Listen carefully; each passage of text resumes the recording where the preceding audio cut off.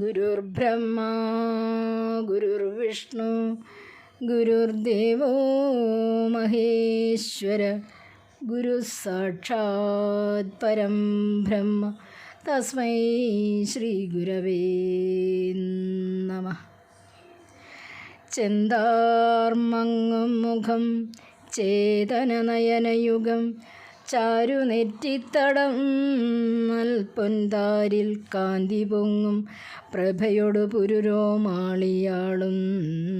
ഭൂമി ചന്തത്തിൽ ജാനുവോളം വരുമരിയകരാബ്ജങ്ങളും തുംഗഭക്ത്യാ ചിന്തിച്ചുള്ളത്തിലേന്തി ഗുരുചരണയുഗം സന്തതം ഞാൻ തൊഴുന്നേൻ. ഓം ശ്രീനാരായണ പരമഗുരവേ നമഃ. ഓം ശ്രീ ശാരദാംബികായേ നമഃ. ശ്രീനാരായണ ഗുരുദേവ തൃപാദങ്ങളിൽ ശതകോടി പ്രണാമം.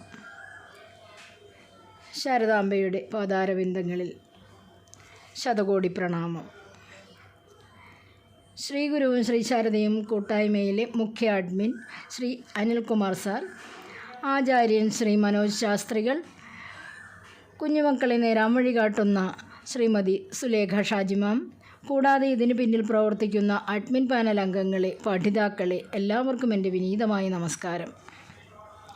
ഈ കുടുംബ കൂട്ടായ്മയിൽ ശിവകുടുംബകം എന്ന ശീർഷകത്തിൽ മേടമാസത്തിലെ തിരുചതയത്തിൽ സമാരംഭിച്ച വിനായകാഷ്ടകത്തിൽ തുടങ്ങി സുബ്രഹ്മണ്യ ഭഗവാനിലൂടെ, ദേവീസ്തുതികളിലൂടെ, ശിവസ്തോത്രങ്ങളിലൂടെ സഞ്ചരിച്ച് കോലതീരേശനിൽ സമാപിക്കുന്ന 100 ദിവസത്തെ പൂജാസമർപ്പണത്തിൽ എനിക്കും ഒരു ഭാഗഭാക്കാകാൻ സാധിച്ചതിൽ വളരെയധികം സന്തോഷമുണ്ട്. അതിന് വഴിയൊരുക്കി തന്ന, അല്ലെങ്കിൽ വഴി കാണിച്ചു തന്ന ഗുരുദേവ പാദാംബുജത്തിലും ശാരദാദേവിയുടെ പാദകമലങ്ങളിലും സാഷ്ടാംഗം പ്രണമിക്കുന്നു. ഇന്ന് ഗുരുദേവ വിരചിതമായ സുബ്രഹ്മണ്യ കീർത്തനത്തിന് തുടക്കം കുറിക്കുകയാണ്. തിരുവനന്തപുരത്തു നിന്നും കോവളത്തേക്ക് പോകുന്ന വഴി അറബിക്കടലിനെ അഭിമുഖീകരിച്ച് നിൽക്കുന്ന മനോഹരമായ ഒരു കുന്നിൻപുറത്ത് ഗുരുദേവൻ ഒരു സുബ്രഹ്മണ്യ പ്രതിഷ്ഠ ചെയ്തിട്ടുണ്ട്. കുന്നിൻപാറ എന്നാണ് ആ സ്ഥലത്തിൻ്റെ പേര്. 1898 ശേഷമാണ് ഈ പ്രതിഷ്ഠ ഇവിടെ നടത്തിയിട്ടുള്ളത്. അതിനെ തുടർന്നായിരിക്കാം ഈ കൃതികൾ രചിച്ചിരിക്കുന്നത് എന്നാണ് നമുക്ക് അനുമാനിക്കാൻ കഴിയുക. ആദ്യകാലത്ത് ഗുരുദേവൻ ബാലസുബ്രഹ്മണ്യ മന്ത്രം ഉരുക്കഴിച്ച് സുബ്രഹ്മണ്യനെ ഉപാസിച്ചിരുന്നതായിട്ടാണ് പ്രസിദ്ധി. അക്കാലത്ത് സുബ്രഹ്മണ്യൻ്റെ പ്രത്യക്ഷ രൂപം ഗുരുദേവൻ അനുഭവപ്പെട്ടിരുന്നു എന്നത് പ്രസ്തുത സ്തോത്രങ്ങൾ വിളിച്ചറിയിക്കുന്നു. ഒരു സാധകന് ഭാവനയിൽ ആ അനുഭവമുണ്ടാകാൻ കരുത്തുള്ളവയാണ് ഈ സ്തോത്രങ്ങൾ. സംസ്കൃതത്തിലും മലയാളത്തിലും ഗുരുദേവനുണ്ടായിരുന്ന അനിതര സാധാരണമായ പാണ്ഡിത്യം ഇതിലെ സ്തോത്രങ്ങൾ സ്പഷ്ടമാക്കുന്നു. ഇഷ്ടദേവതോപാസനയിലൂടെ ഏതൊരു സാധകനും ആത്മസാക്ഷാത്കാരത്തിൽ എത്തിച്ചേരാമെന്നും ഈ കൃതി സ്പഷ്ടമാക്കുന്നു. 15 ഭാഷാപദ്യങ്ങളടങ്ങുന്ന ഒരു സുബ്രഹ്മണ്യ സ്തുതിയാണ് ഈ കൃതി. സുബ്രഹ്മണ്യ ഭഗവാന്റെ രൂപഭാവനയോടൊപ്പം ജ്ഞാനരഹസ്യങ്ങളും യോഗരഹസ്യങ്ങളും ഈ കൃതിയിൽ അടങ്ങിയിരിക്കുന്നു. ഇന്നത്തെ ആസ്പദമായ ശ്ലോകം എന്നത് ഈ കൃതിയിലെ 1-ാമത്തെ ശ്ലോകമാണ്. നമുക്ക് ശ്ലോകമൊന്ന് നോക്കാം.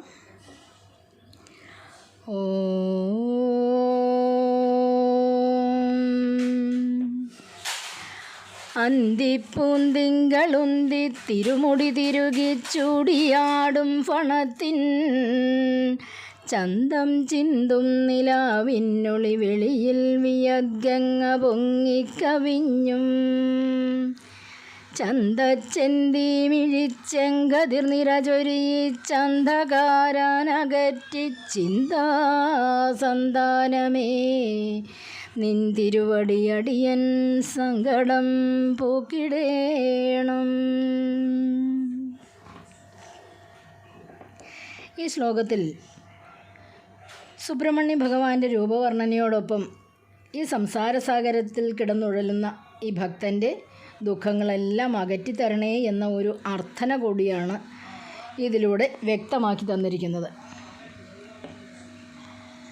അന്തിപ്പൂന്തിങ്കളുന്തി തിരുമുടി തിരുകി, അതായത് സന്ധ്യാസമയത്തെ ചന്ദ്രക്കല പുറത്തുകാട്ടിയും ദിവ്യമായ മുടിക്കെട്ടിൽ ചാർത്തിയാടുന്ന പാമ്പിൻ്റെ പത്തിയുടെ ശോഭ പൂണ്ടും ചന്ദ്രക്കലയിൽ നിന്നുള്ള നിലാവൊളി പരന്നും ജടയ്ക്കുള്ളിൽ ധരിച്ചിരിക്കുന്ന ആകാശഗംഗയുടെ തിരത്തള്ളൽ പുറത്തേക്ക് വ്യാപിച്ചും മനോഹരമായ തീക്കണ്ണിൽ നിന്നും പുറപ്പെടുന്ന പ്രഭാകിരണങ്ങൾ വർഷിച്ച് അജ്ഞാനമാകുന്ന ഇരുട്ടിൻ്റെ രൂപങ്ങളായ ഭ്രമങ്ങളെ ഇല്ലാതാക്കിയും ഭക്തന്മാരുടെ ഏത് അഭിലാഷത്തെയും സഫലമാക്കുന്ന അല്ലയോ ഭഗവാൻ, അവിടുന്ന് ഈ ഭക്തൻ്റെ സംസാര ദുഃഖമെല്ലാം അകറ്റിത്തന്നാലും എന്നാണ്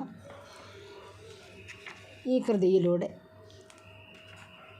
ഗുരുദേവൻ വ്യക്തമാക്കി തരുന്നത്. ശ്ലോകം ഒന്നും കൂടി നോക്കാം. അന്തിപ്പൂന്തിങ്കളുന്തി തിരുമുടി തിരുകി ചൂടിയാടും ഫണത്തിൻ ചന്തം ചിന്തും നിലാവിന്നൊളി വെളിയിൽ വിയദ്ഗംഗ പൊങ്ങിക്കവിഞ്ഞും ചന്തച്ചെന്തി മിഴിച്ചെങ്കതിർ നിരചൊരിയി ചന്തകാരാനകറ്റി ചിന്താസന്താനമേ നിന്തിരുവടിയടിയൻ സങ്കടം പോക്കിടേണം.